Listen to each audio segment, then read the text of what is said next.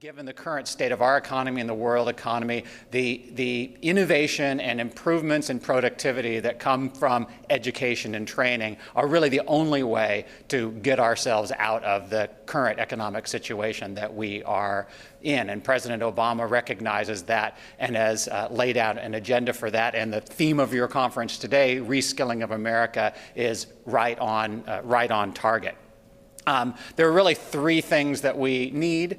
One is better preparation for that education and training beyond high school. We need students to enter that training and education, or in some cases, return to school as adults. And we need them to complete and get those valuable certificates and degrees that are really the ticket to high-wage employment.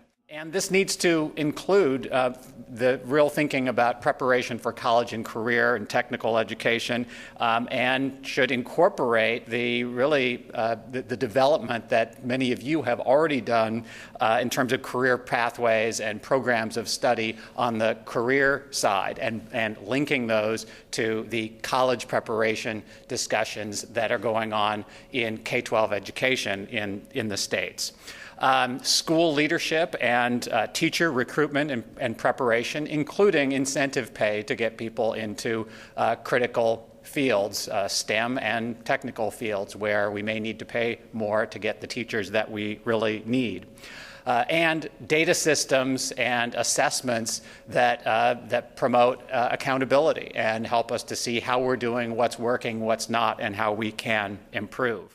The last area I wanted to get into, and this is where I'm really hoping that your proceedings today will give us some really good input, is how the system works.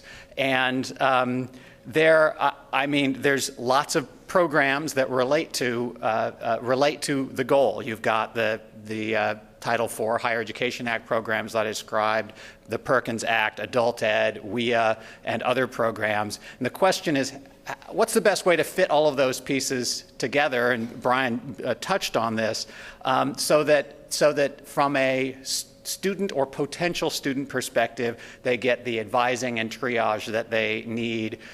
We've got eligibility determinations that make sense across programs. We've got pathways for people and alignment, support that people need, accountability systems that drive the right kinds of practices, industry links that help to make sure that what people are being trained for is a job that exists now and will exist in the future, and then infrastructure, whether that's physical infrastructure, curriculum, faculty, and teachers for all of these programs.